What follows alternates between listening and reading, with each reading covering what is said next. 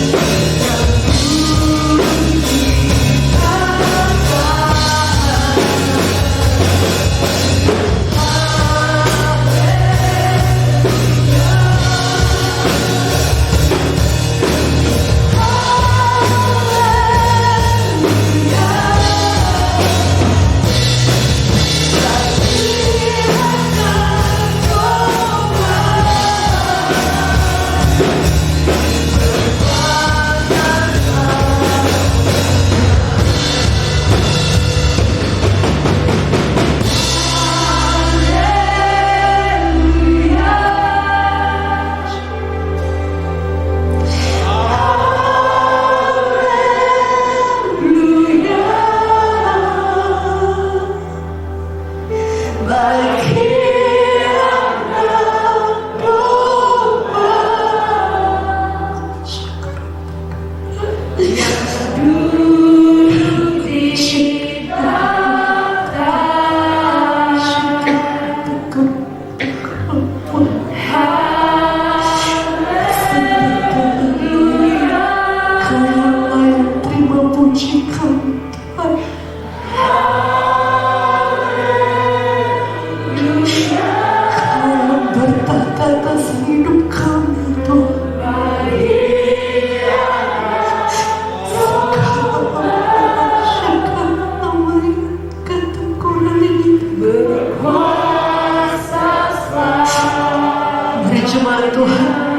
Jemaat Tuhan angkat tangan menyanyikan pujian-Mu.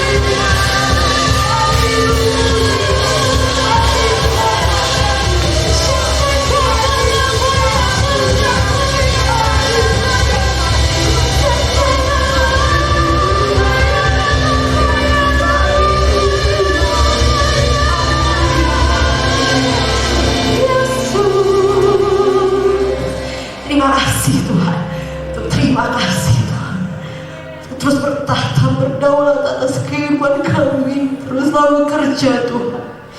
Terima kasih untuk hadirat. Terima kasih untuk lawatan-Mu di dalam nama Yesus. Mensyukurkan hadirat-Mu pagi ini. Berikan sorak-sorai sekali lagi bagi anak domba yang duduk tahta dan kehidupan-Mu dan segala keberadaanmu. Haleluya. Yes, haleluya. Amen. Bapak Ibu boleh duduk kembali.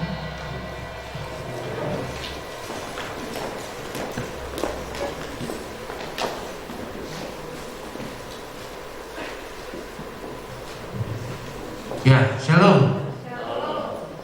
Ini saatnya kita memberikan persembahan. Amin. Ya, sebelum kita memberikan persembahan, kita buka satu ayat di dalam Markus pasal yang kedua, ayat yang ke-22. Amin. Saya bacakan saudara ya. Markus pasal yang kedua, ayat yang ke-22. Demikian juga tidak seorang pun mengisikan anggur yang baru ke dalam kantong kulit yang tua, karena jika demikian anggur itu akan memayakkan kantong itu, sehingga anggur itu dan kantongnya dua-duanya terbuang. Tetapi anggur yang baru hendaknya disimpan dalam kantong yang baru pula. Ya, di ayat ini anggur baru itu berbicara tentang perkenanan Tuhan. Dan saya percaya setiap kita pasti menerima perkenanan Tuhan, berkat Tuhan. Amin. Yang diberkati boleh memegang tangan. Tapi di sini katakan bahwa anggur yang baru itu tidak bisa ditaruh di kantong kulit yang tua, harus di kantong yang baru. Kenapa? Karena begitu anggur itu ada zat yang keras, jadi ketika dia kena ke kantong kulit yang tua, itu kan hancur.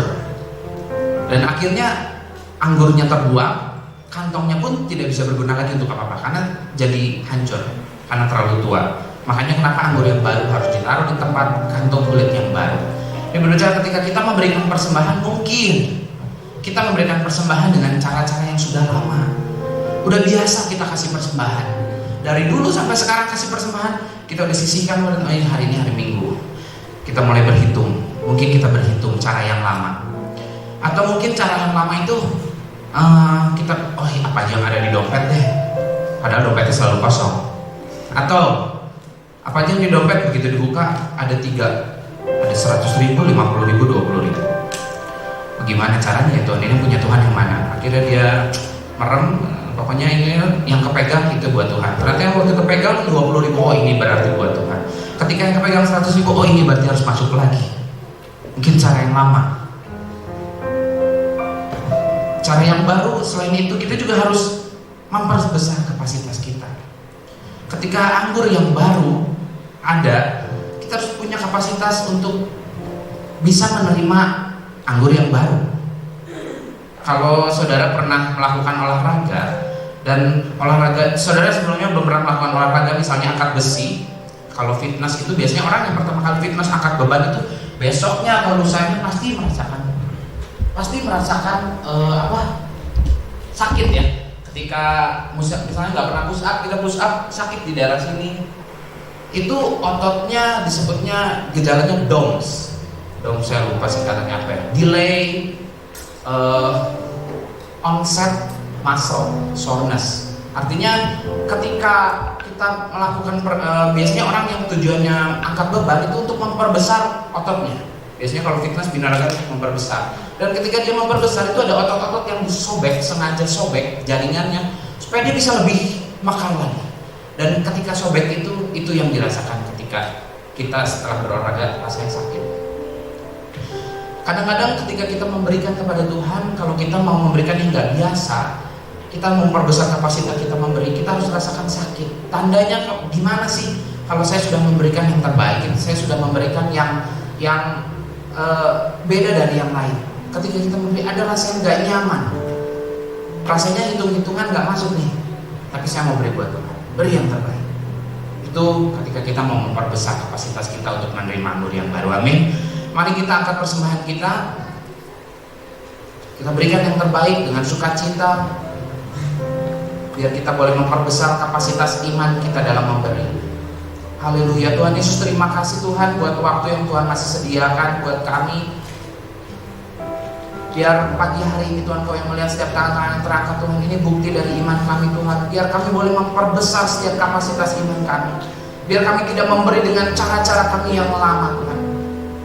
Ini persembahan kami mau berikan hanya di dalam nama Tuhan Yesus Kristus. Biar kami percaya, katakan amin. Mari memberi dengan sukacita.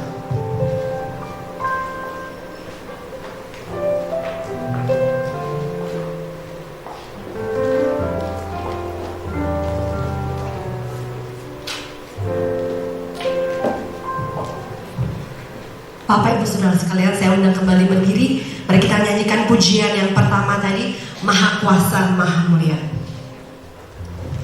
Haleluya. Mari terus antusias, bukan? Haleluya. Dia yang termulia, dia yang berkuasa dalam kehidupan kita. Amin.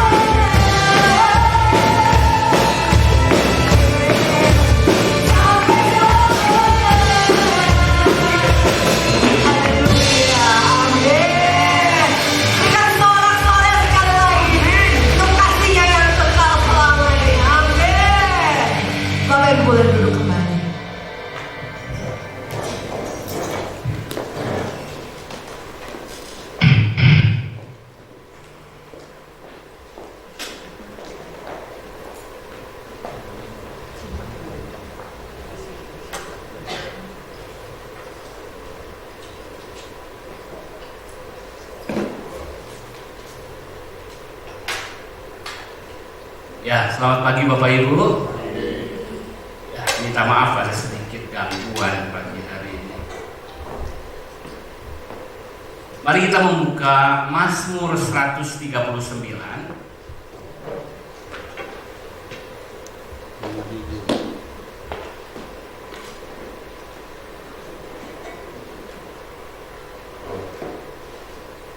Boleh laptopnya taruh agak ke atas.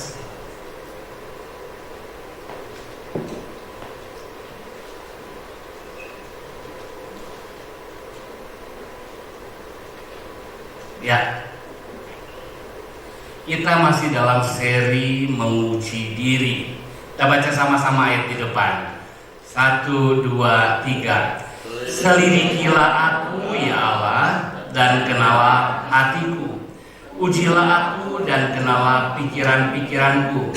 Lihatlah apakah jalanku serong, dan tuntunlah aku di jalan yang kekal. Ini biar menjadi doa kita di penghujung tahun ini. Selidiki, kenali, bahkan uji. Mulai dari hati ini, kepada pikiran, bahkan kepada jalan kehidupan kita. Mari kita berdoa sekali lagi. Bapa di surga, kami rendahkan diri kami rendahkan hati kami, karena tanpa pewahyuan, tanpa penerangan dari Engkau, kami tidak sanggup memahami jalan-jalan-Mu, memahami pikiran-Mu, memahami kehendak-Mu, memahami firman-Mu, urapan bagi hamba-Mu, urapan bagi kami semua, sehingga kami boleh mengerti semua firman Allah. Dalam nama Yesus kami berdoa. Haleluya.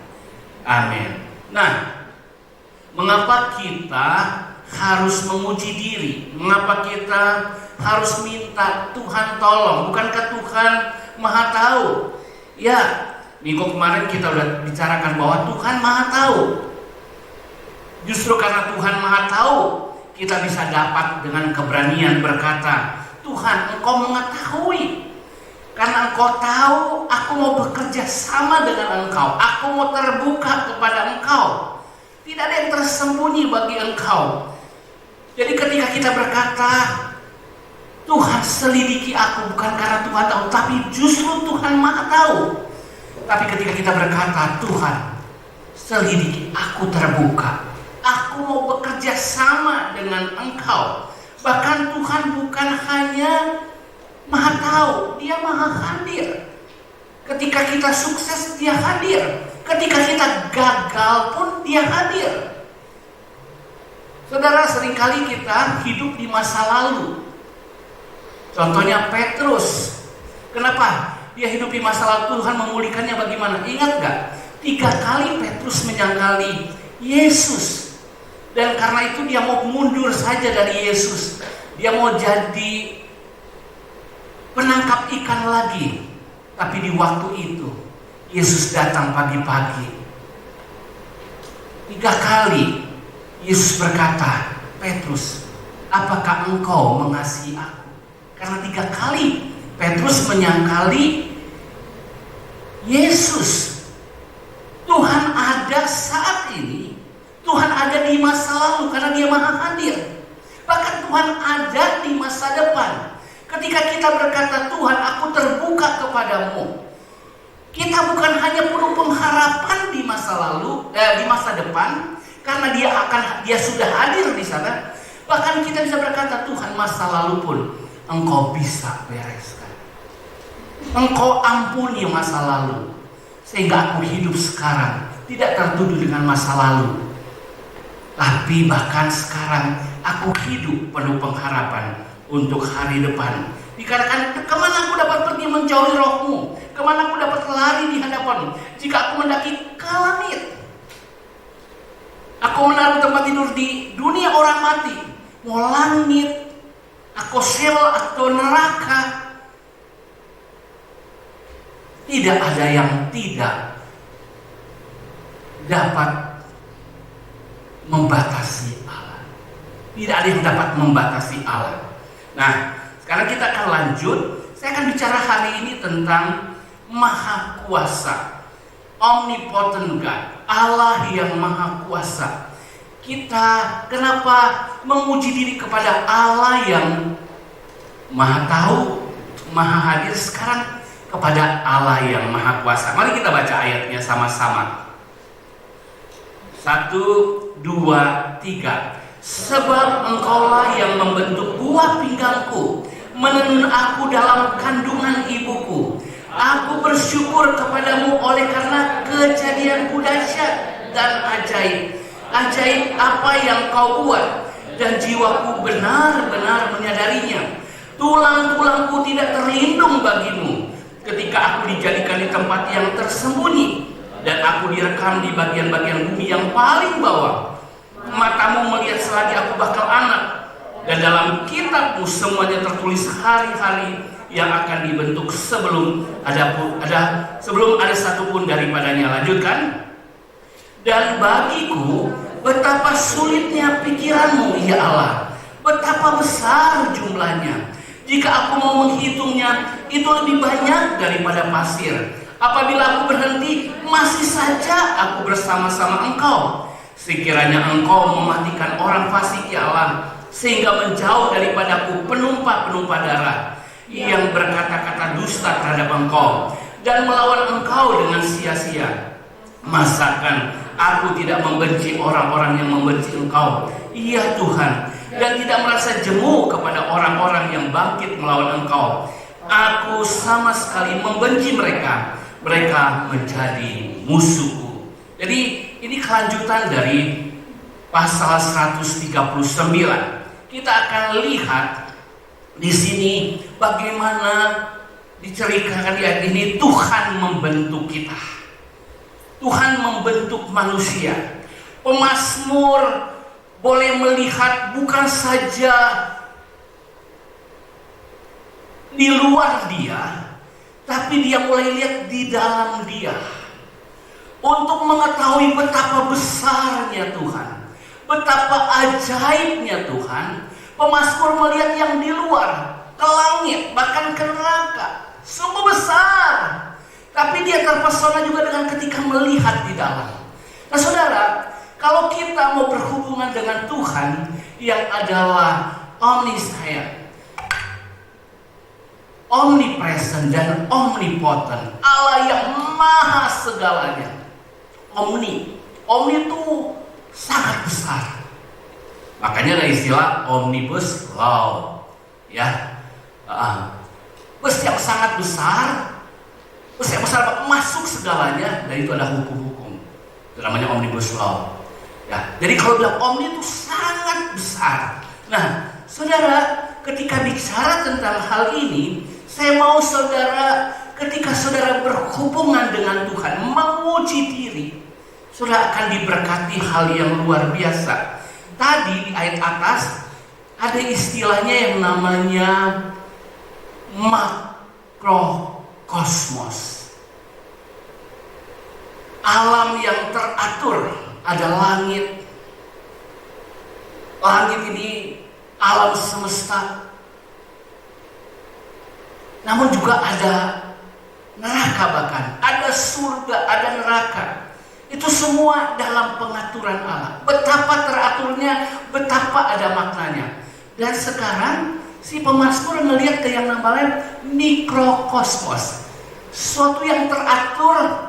Kalau alam semesta, bintang-bintang ada, tapi planet-planet gak saling bertabrakan, semuanya bisa teratur, cuaca terbentuk, semuanya bisa luar biasa. Sekarang pemazmur lihat ke dalam, itu yang disebut dengan mikrokosmos. Saya ingin perlihatkan kepada saudara sebuah film, tolong suaranya ya, sambungkan suaranya karena ada suaranya.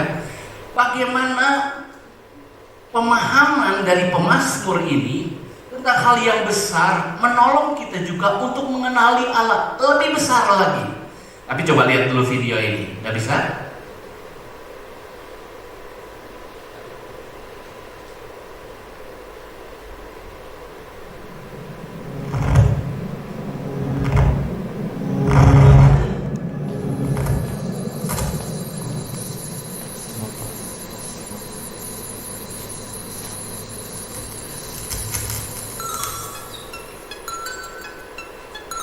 Ini adalah bulan. Planet Merkurius, ini planet-planet yang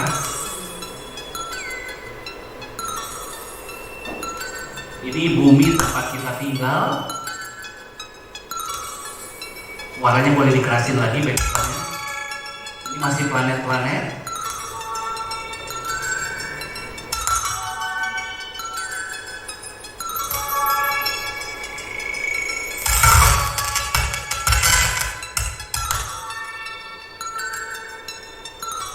Ini matahari. Ini salah satu bintang. Dan ada yang lebih besar lagi.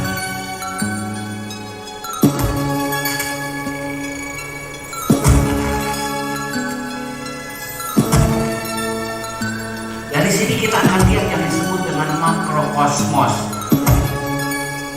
Aturan yang sangat besar. Nah, dari sini kita mulai lihat satu hari perjalanan cahaya luas besar apa.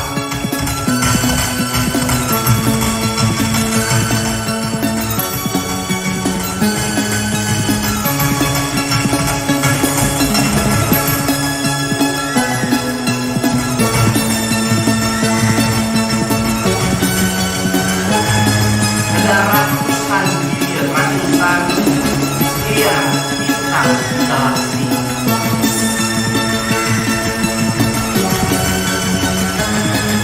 Dan buat Milky Way, dan itu ada sekitar 200 miliar bulannya. Masih ada galaksi yang lain yang berkelompok pakai teleskop Hubble lebih dari itu lagi.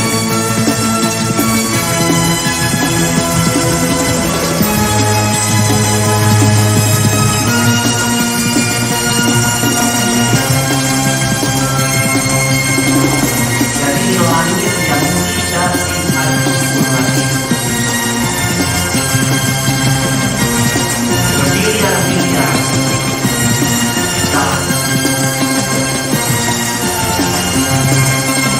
sebuah alam semesta.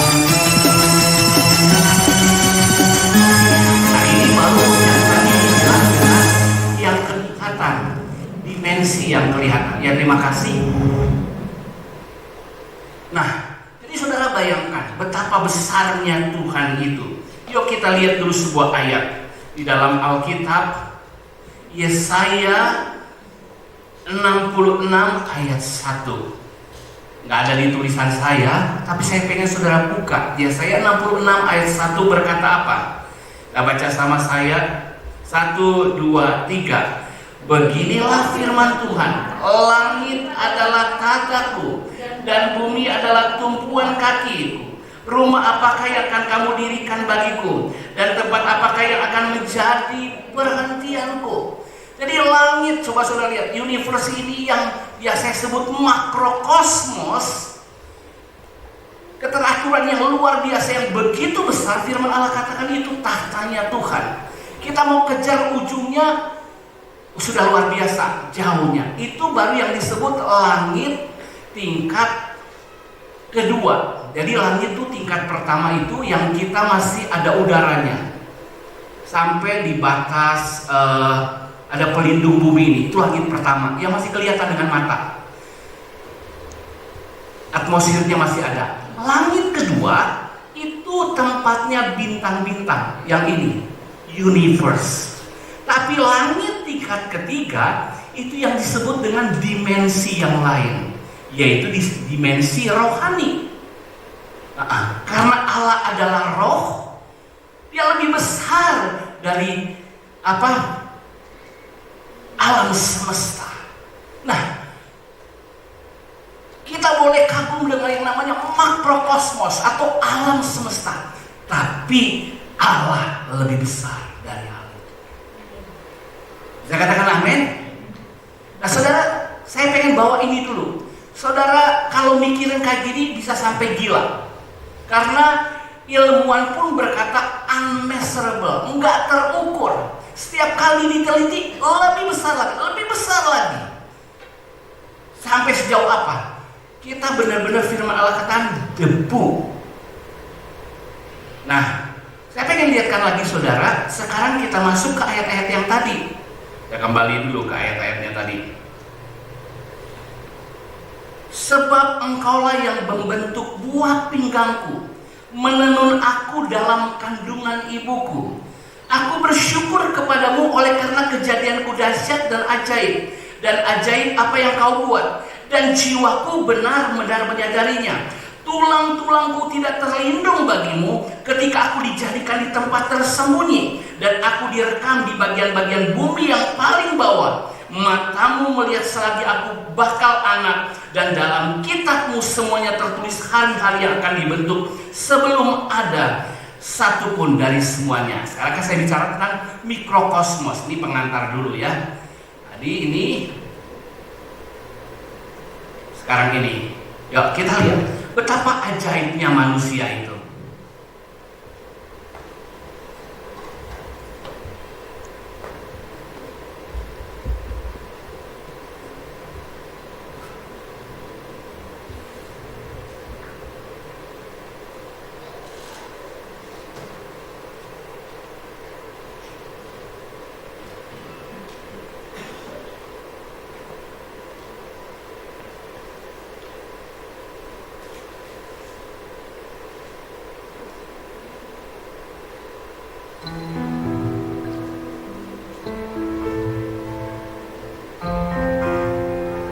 Ini adalah seorang fotografer Swedia. Dia coba luangkan 12 tahun untuk ambil foto bagaimana mulai dari pembuahan sampai menjadi seorang bayi di dalam kandungan. Dipakai alat yang sangat canggih.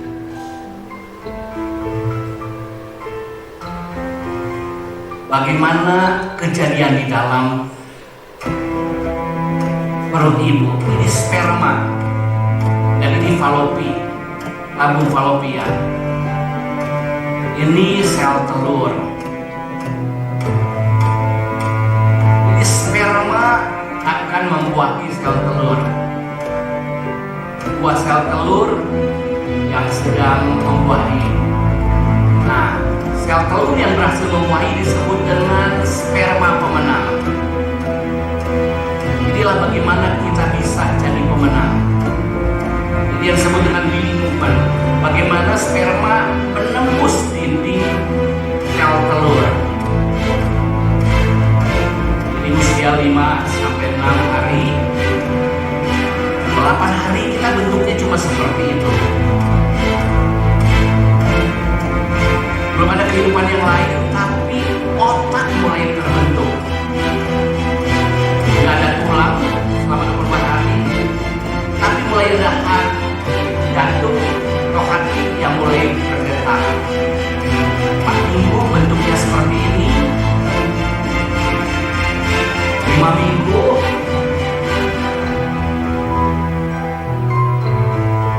40 hari.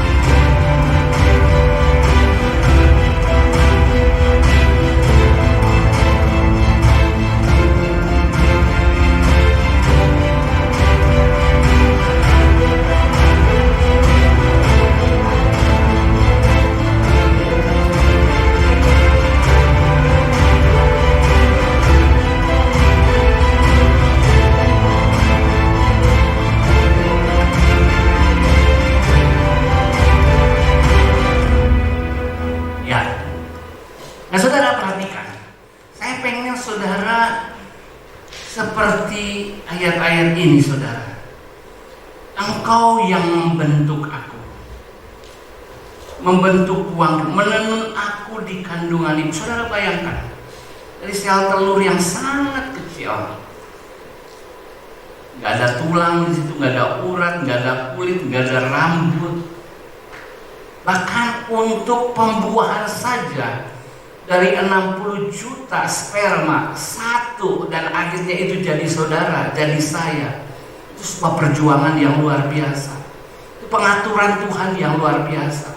Kalau di sini ada yang belum pernah merasa saya belum punya prestasi, saya belum punya pencapaian tertentu, saudara itu telah mengalahkan sekitar 60 juta yang lain.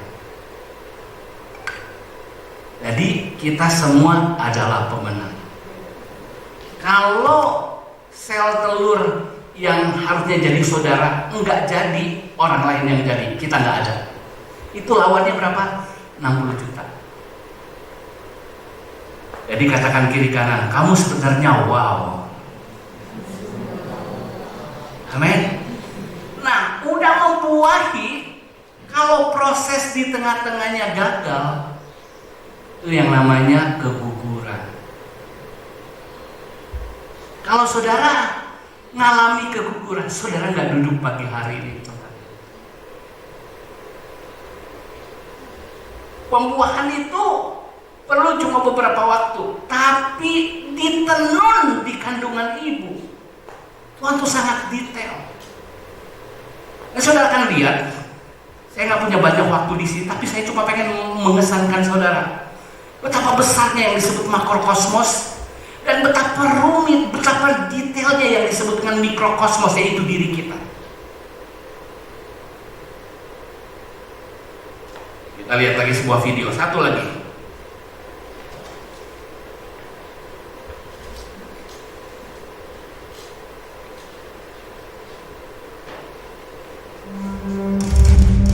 Sudah lihat, saya di sini aja. Ini ayat yang kita baca tadi, Mazmur 139. Dari kandung seperti itu, bagaimana kita memuji.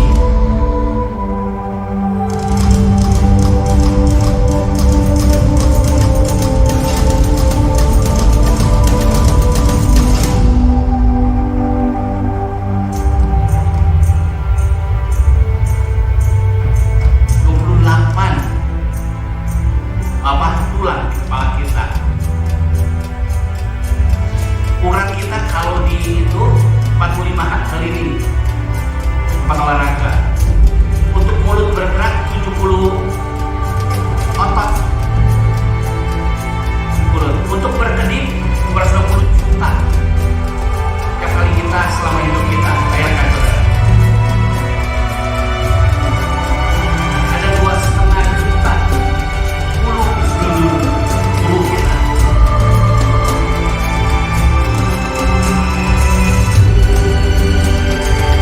Panjang, kita bernafas 7.200 kali.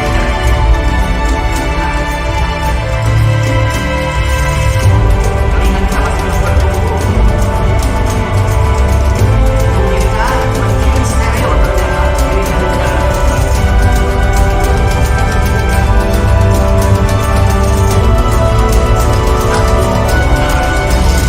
Kepala ya. Saudaraku,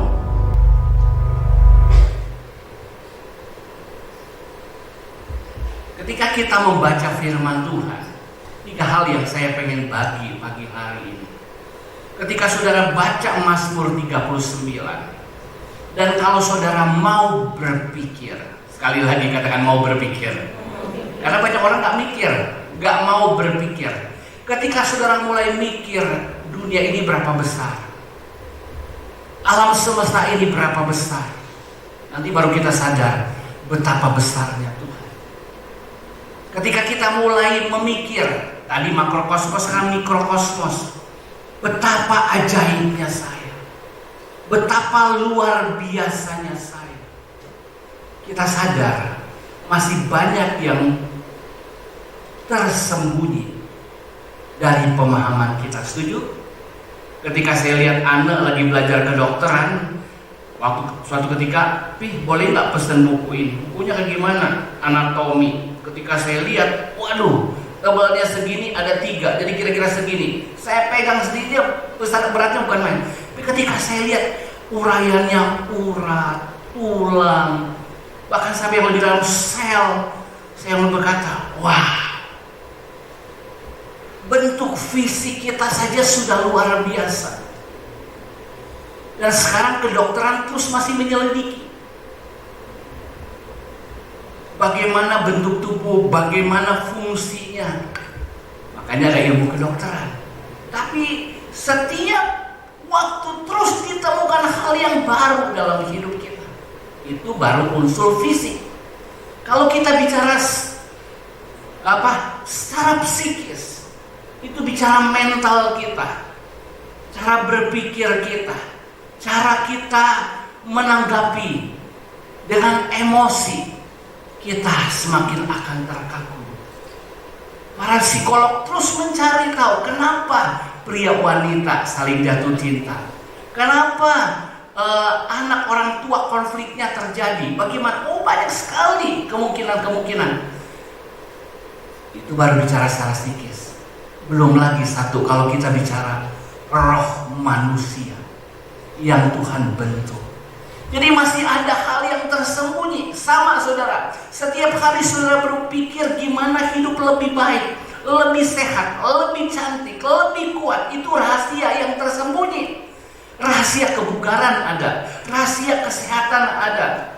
Ada rahasia kesehatan secara fisik, ada rahasia kesehatan secara mental. Namun ada rahasia juga sehat secara rohani, saudara. Jadi ada hal-hal yang tersembunyi dalam hidup kita. Kalau kita lihat secara mikrokosmos dalam hidup kita, tapi kita juga perlu tahu secara makrokosmos, kenapa ya Tuhan ciptakan begitu besar alam semesta ini? Masih banyak yang bertanya. Makanya ada yang penasaran. Kayaknya pasti ada makhluk lain di luar sana. Ilmuwan coba cari tahu. Kenapa? Kalau enggak ya mubazir. Kalau saudara punya anak 3 di rumah, tambah suami istri, saudara masak nasi kira-kira berapa liter? Nah, kalau 5 orang kira-kira berapa liter misalnya? Untuk sehari 1 liter cukup? Kebanyakan. Cukup. Kira-kira kalau saudara masak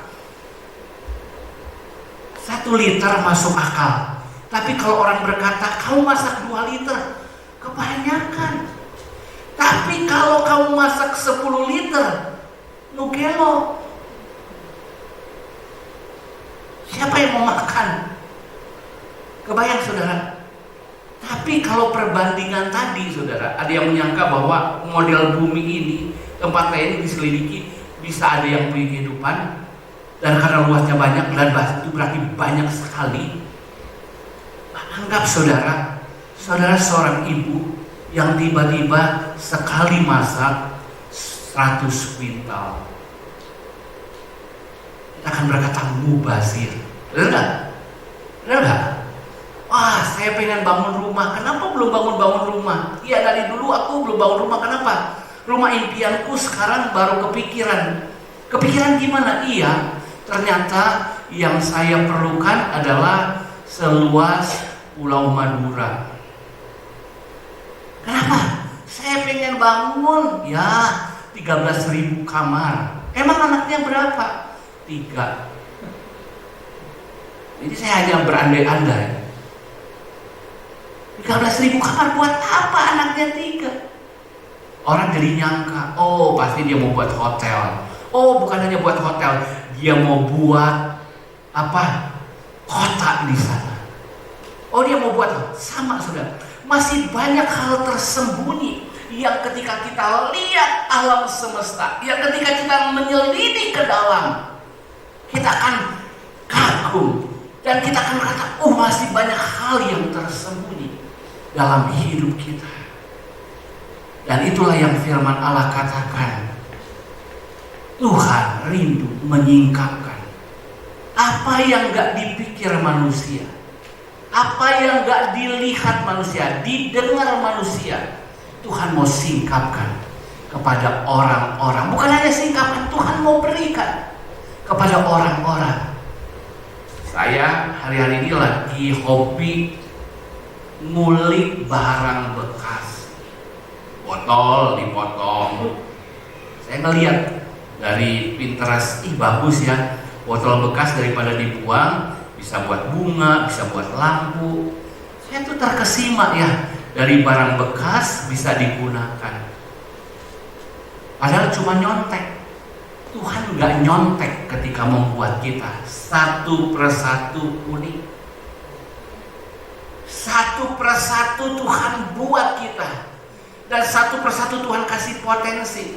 Kalau tadi saya dari botol tadi, warna hijau, saya kasih lampu kuning di dalam, kayaknya keren deh. Saya tinggal menambahkan hal tertentu. Tambahin tali gantung, jadi keren. Bagaimana Tuhan menambahkan kepada kita ya, ada perasaan di sana. Sekian puluh juta cita rasa yang kita bisa rasa, bukan hanya oleh hati, tapi oleh yang namanya lidah. Berapa warna yang kita bisa lihat, yang kita bisa nikmati, itu semua bekerja dalam hidup kita. Saya pengen saudara, ketika saudara sedang bekerja, apapun yang saudara sedang lakukan hari ini, entah pekerjaan, saudara coba selami. Wow, betapa luar biasa ya. Di balik masak-memasak, di balik hobi apa saja saudara, saya pengen saudara ketemu Tuhan di sana. Saya senang kalau saudara doa pagi jam 5 sampai jam 6 lewat Instagram, kita ketemu Tuhan. Tapi saya pengen saudara lebih rohani dari itu. Ketika saudara ke dapur, saudara lihat beras ini luar biasa, sayur ini luar biasa, dan saudara akan ketemu Tuhan di sana. Ketika saudara ngomong bukan hanya yang di luar saudara, tapi ketika Tuhan kasih ide untuk menciptakan, memasak, melakukan ini dan itu, saya berdoa saudara mulai berkata, setiap hari aku menemu sesuatu yang baru. Dan ketika saudara sudah mulai meningkapkan yang tersembunyi, saudara tahu, sekarang saudara harus sadar, itu enggak kebetulan. Saya sedang mengajar jemaat ini jadi rohani bukan hanya hari Minggu, jadi rohani bukan hanya ketika doa pagi, jadi rohani hanya ketika komsel, di mana saja. Ketika kita mulai disingkapkan semua yang tersembunyi, ada berkat baru, ada pengalaman baru, ada hikmat baru, ada perjumpaan yang baru. Saudara mulai sadar betapa baiknya Tuhan, betapa ajaibnya Tuhan, betapa luar biasanya Tuhan. Saya lagi memanfaatkan jendela-jendela, pintu-pintu bekas, bikin pembatas. Dan saya lihat, ini barang bekas jadi sesuatu. Saya membayangkan, nggak boleh sombong nih barang bekas. Saya juga ingat, siapa sih saya? Ternyata saya hanya dibuat dari tanah. Kita hanya dibuat dari tanah, tubuh kita. Makanya tubuh ini akan kembali ke tanah lagi. Tadi ada ayat kandungan ibu.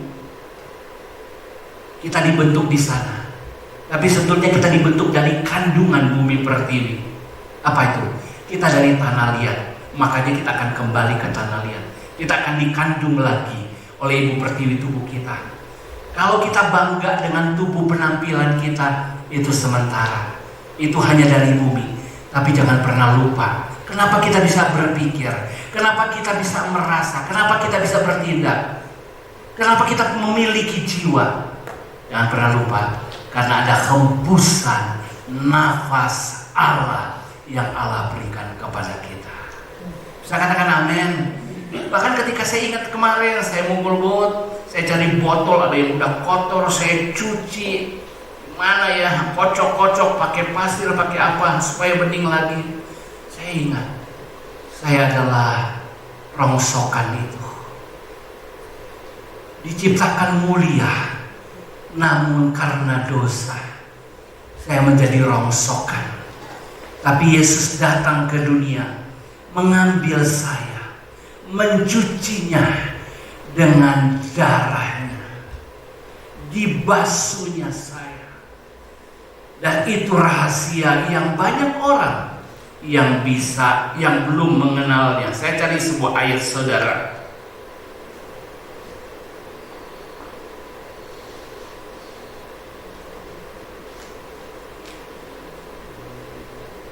2 Korintus 4 ayat 3. 2 Korintus 4 ayat 3 dan 4 kita baca sama-sama. 1, 2, 3. Jika Injil yang kami beritakan masih tertutup juga, maka ia tertutup untuk mereka yang akan binasa, yaitu orang-orang yang tidak percaya, yang pikirannya telah dibutakan oleh ilah zaman ini, sehingga mereka tidak melihat cahaya Injil tentang kemuliaan Kristus yang adalah gambaran Allah. Itu yang saya katakan. Banyak orang nggak bisa melihat Tuhan, padahal ada pewahyuan umum lewat alam semesta ini, lewat diri manusia. Orang harusnya bisa mengenal Allah. Tapi kenapa mereka nggak mengenal Allah? Karena mereka pasti akan binasa. Mereka nggak sempat percaya Tuhan. Itu orang dunia. Namun kalau orang Kristen juga matanya tertutup setiap hari, ketika melakukan sesuatu selalu melihatnya orang lain. Dan kalau kita selalu melihat orang lain, ada pepatah katakan rumput tetangga lebih hijau dari rumput sendiri. Apa yang terjadi, saudara? Kita nggak termotivasi, kita nggak bangga hidup kita. Artinya ada tertutup, kita nggak lihat ada potensi dalam diri kita. Kita nggak bisa hitung ada berkat-berkat Allah dalam hidup kita. Sehingga saudara, kita bukan orang yang sadar. Orang yang sadar pasti akan bertindak. Daniel katakan umat yang mengenal Allahnya akan tetap kuat dan bertindak. Tetapi banyak orang Kristen, dia nggak bisa lihat Allah. Allah masih tersembunyi bagi dia dalam kehidupan sehari-hari. Pagi hari ini saya pengen lewat ayat ini, renungan saya sederhana saja. Ketika saudara buka mata, saudara bangun, biarlah saudara berkata, Tuhan, izinkan aku melihat lagi makrokosmos ini, mikrokosmos ini, dan aku sadar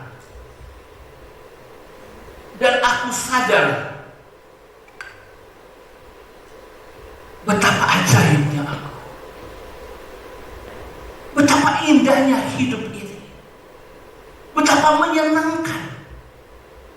Dan yang terakhir, akhirnya saudara akan hidup mengucap syukur. Saudara, Mazmur tadi katakan begini,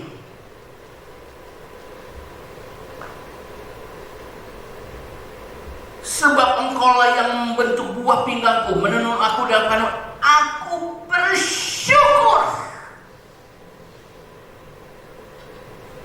Di penghujung tahun, ini udah minggu terakhir bulan 11.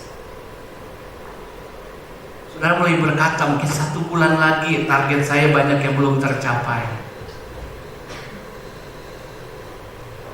Tapi saya pengen balik, saudara. Kalau saudara buka mata, saudara lihat sekitar saudara, dan saudara melihat ke dalam, banyak hal Tuhan telah beri kepada saudara. Pertanyaannya sekarang, berapakah syukur saudara yang saudara kembalikan, panjatkan kepada Tuhan? Itu akan menunjukkan bahwa saudara orang rohani. Orang rohani nggak hanya ditentukan datang seminggu sekali datang ke gereja. Orang rohani nggak hanya tergantung ikut komsel. Orang rohani nggak hanya karena dia ikut doa pagi jam 5 sampai jam 6 di Instagram. Walaupun sekarang semakin sedikit yang ikut doa. Atau malam jam 7 sampai 8. Dan semakin sedikit jemaat yang ikut berdoa. Padahal Tuhan pengen dalam keseharian kita. Dalam keseharian kita. Itu yang disebut dengan ayat ini, saudara. Ayat yang paling pertama. Lihatlah apakah jalanku seron, dan tuntunlah aku di jalan yang kekal. Jalan hidup kita.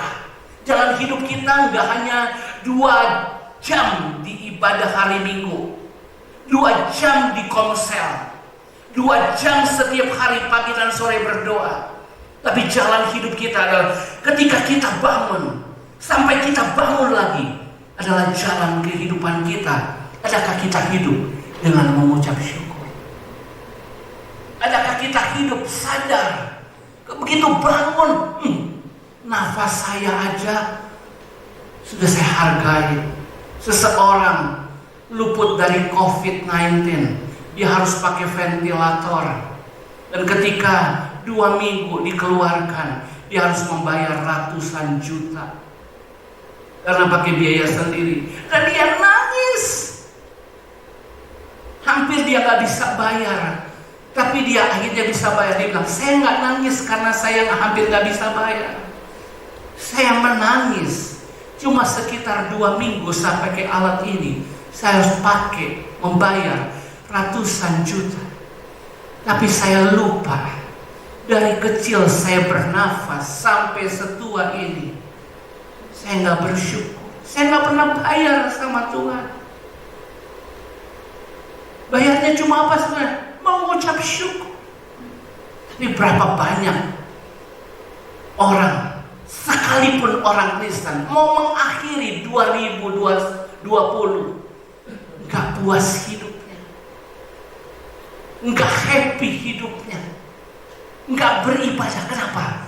Ada yang tersembunyi, karena dia belum melihat. Saya berdoa, Tuhan buka mata kita pagi hari ini.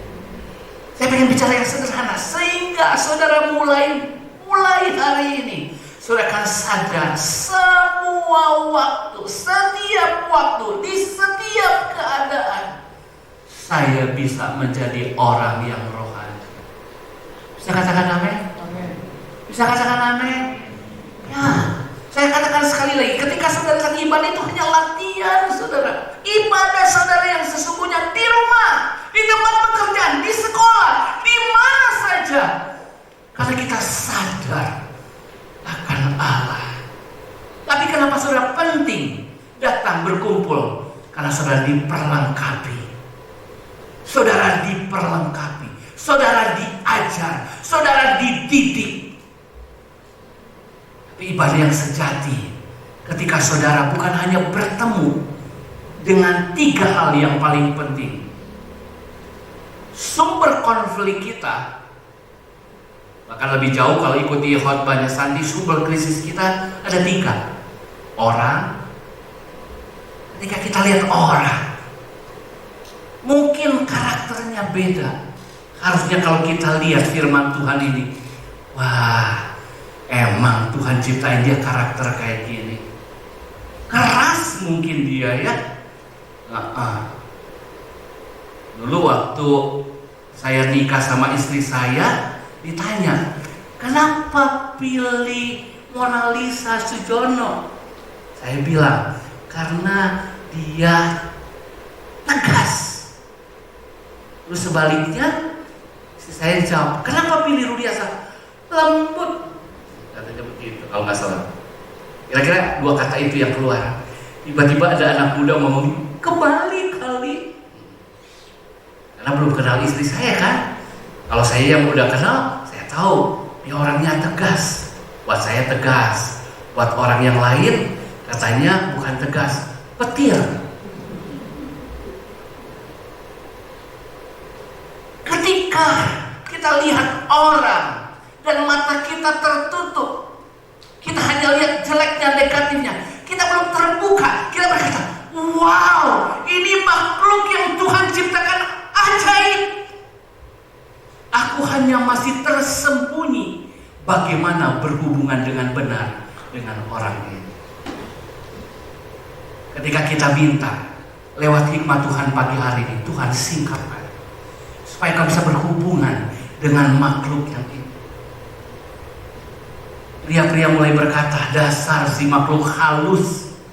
Makna juga itu ada dua, halus perasaannya atau saking halusnya tidak bisa dimengerti seperti makhluk halus beneran. Masih ada yang tersembunyi. Tapi puji Tuhan kita punya Allah. Saudara, pencipta alat ini tahu fungsi alat ini. Tahu ketika suaranya berbunyi ada getaran. Penciptanya mengerti maksud, tujuan, dan fungsi dan getarannya. Demikian juga dengan kita. Setiap kita diciptakan unik. Kalau kita paham makrokosmos, mikrokosmos, kita harusnya paham yang namanya maha kosmos, yang maha mengatur dan maha teratur. Amin. Sudah, jangan hanya kenal maha kuasa, maha ada, maha tahu, tapi pagi hari dia yang maha kuasa itu maha mengatur dan pengaturannya sempurna. Yang kedua, saudara, kalau saudara Tuhan singkapkan bagaimana berhubungan dengan seseorang, seringkali sumber masalah kedua adalah keadaan. Keadaan, saudara. Saudara bangun pagi, aduh kenapa ya, kok dingin banget, hujan deras, membuat kita malas. Nah itu. Atau terjadi sesuatu, kok bentrok, kok ribut. Saya pengen saudara datang kepada Allah yang kita mulai tahu. Dia maha tahu, dia maha hadir, dia maha kuasa. Namun yang paling penting, dia maha kosmos, maha mengatur. Bukankah Roma 8 ayat 8 berkata, Tuhan turut bekerja sama dalam segala sesuatu untuk mendatangkan kebaikan. Kita melihat awan gelap, tapi Tuhan tahu di balik awan itu atau lewat awan itu ada sesuatu yang baik yang terjadi. Bisakah kita berkata bahkan ketika menghadapi apapun juga ada maha kosmos, yaitu Tuhan Allah yang mengatur semua. Ketika saya tahu isi hati Tuhan, saya tahu merespon keadaan ini dengan benar. Saya katakan amin. Seringkali kita tersandung dengan orang, dengan keadaan, atau tentang barang tertentu. Kita gampang naik darah kalau barang kesayangan kita rusak, atau kita kecewa kalau kita mengingini sesuatu kita nggak dapat. Tapi ketika kita paham dengan hal ini, makrokosmos, mikrokosmos, semua ada maksud dan tujuan. Alat sekedar alat menolong kita, tapi alat bukan tujuannya. Benda melindungi kita, benda menolong, tapi bukan segalanya. Itu hanyalah alat. Tapi tujuan kita yang sejati apa? Kita mesti terus minta Tuhan singkapkan. Intinya cuma satu, saudara, firman Tuhan pagi hari ini. Pada Allah yang maha kuasa, dia juga Allah yang maha kosmos, maha mengatur. Ada banyak yang masih tersembunyi. Kita datang kepada Tuhan. Tuhan, Engkau maha tahu, berilah aku mengetahuilah. Tuhan, beritahu cara berespon yang benar. Pendek kata, seperti yang tadi, saudara, ketika ada hal yang tersembunyi dan kita minta Tuhan singkapkan sehingga saya sadar, saya akan penuh dengan syukur. Saudara tangkap firman Tuhan yang sederhana pagi hari ini. Amin.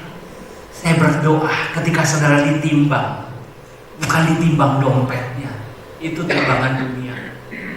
Bukan ditimbang berapa kamu sudah senang-senang selama 2020, tetapi adakah timbangan surgawi ada pagi hari?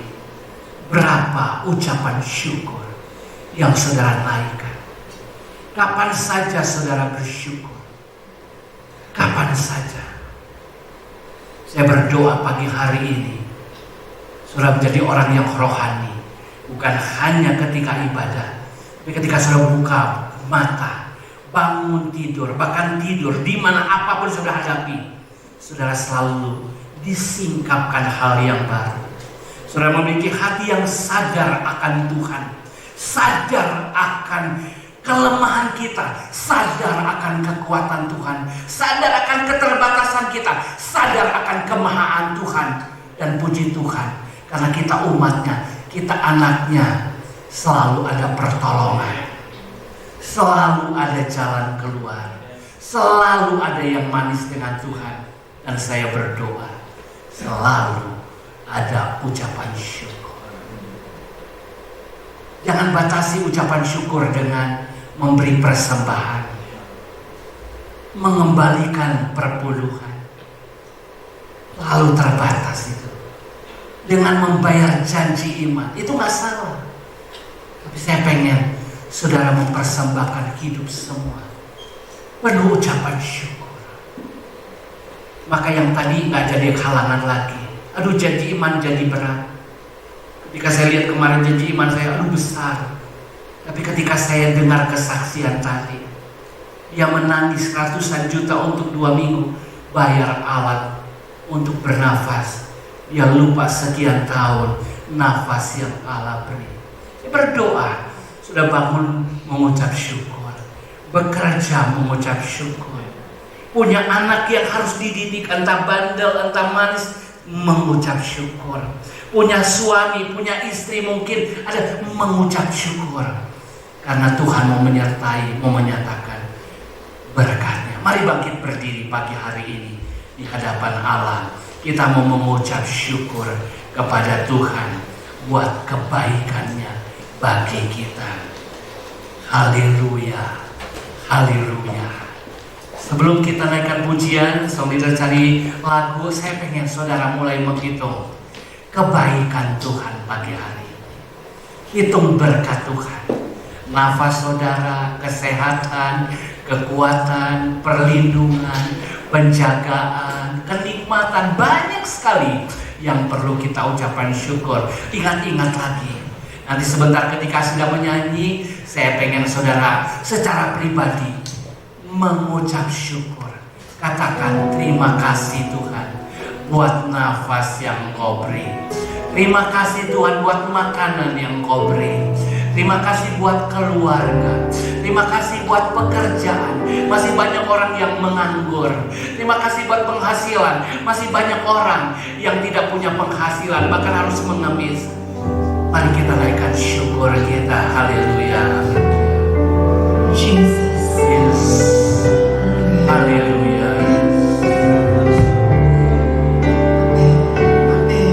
Yes. Banyak yang Kau perbuat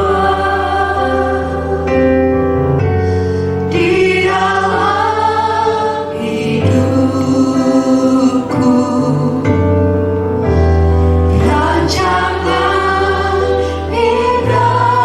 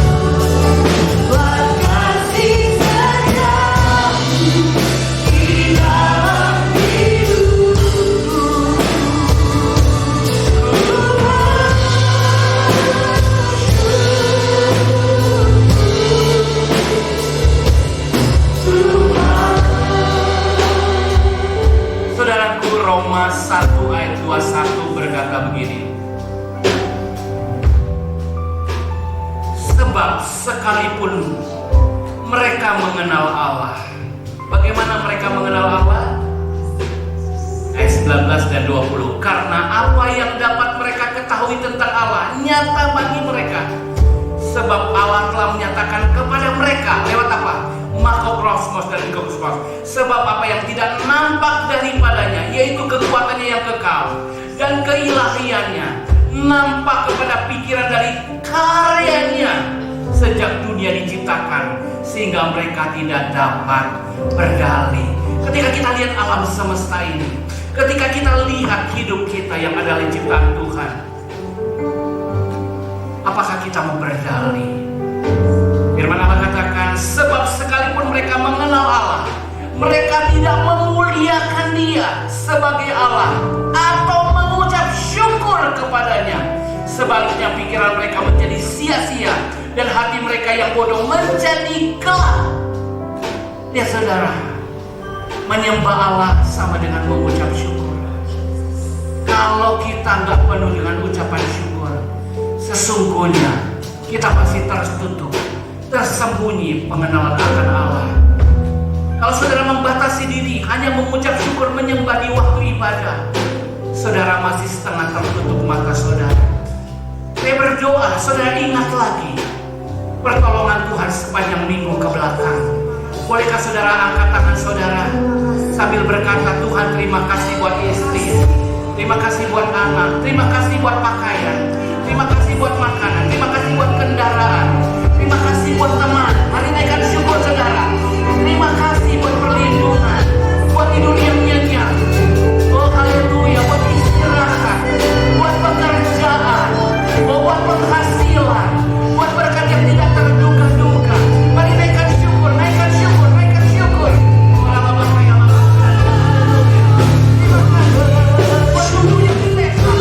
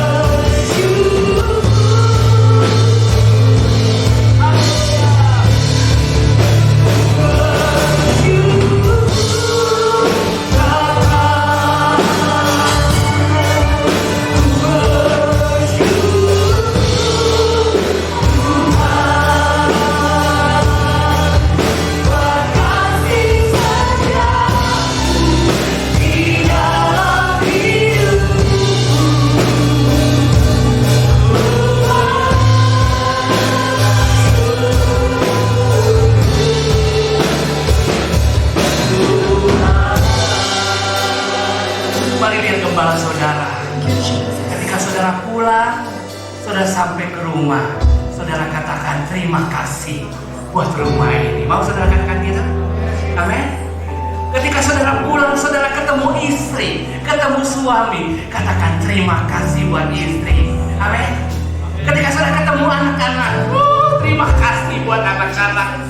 Orang anak-anak, ketika sekolah lihat orang tua, terima kasih buat orang tua. Ketika besok pagi engkau bangun, engkau mulai bekerja, Tuhan katakan terima kasih Tuhan, aku bisa bekerja. Ketika ibu-ibu mulai memasak, ibu-ibu katakan terima kasih Tuhan, aku mau memasak hari ini. Terima kasih buat bahannya, terima kasih buat hikmatnya, terima kasih. Ketika bapak-bapak mulai buka toko, mulai ke tempat kerja, mulai naik kendaraan, terima kasih buat kendaraan, terima kasih buat perjalanan, terima kasih buat tempat kerja, buat tempat usaha. Apapun yang kau lakukan, awali dengan ucapan syukur. Amin. Saya percaya minggu ini surga akan gempar, karena kota di atas bukit akan selalu bersyukur. Amin. Amin. Bahkan ketika ada persoalan, saudara tidak bersyukur atas persoalan itu, tapi saudara berkata, aku punya Tuhan. Mungkin aku punya penyemangat, aku bersyukur. Amin, amin saudara. Aku bersyukur.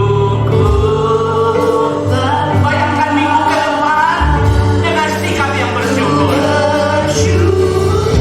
Bayangkan bulan ke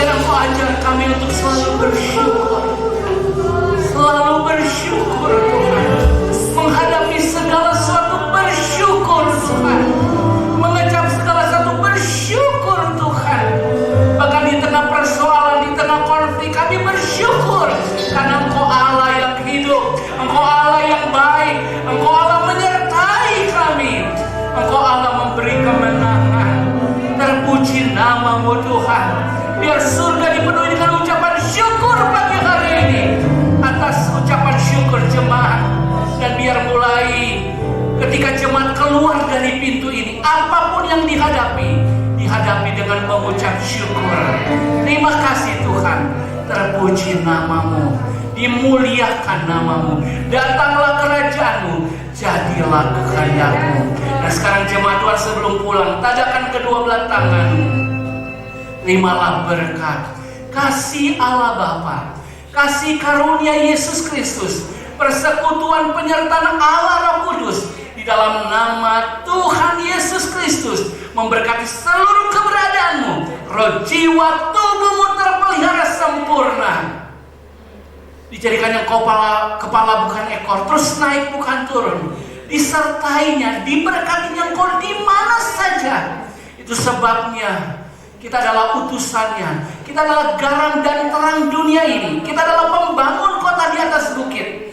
Biarlah pengenalanmu akan Tuhan, kesadaranmu akan Tuhan dalam setiap keadaan mendatangkan ucapan syukur kepada Bapa di surga, dan dunia boleh melihat dan mereka memuliakan Bapa di surga.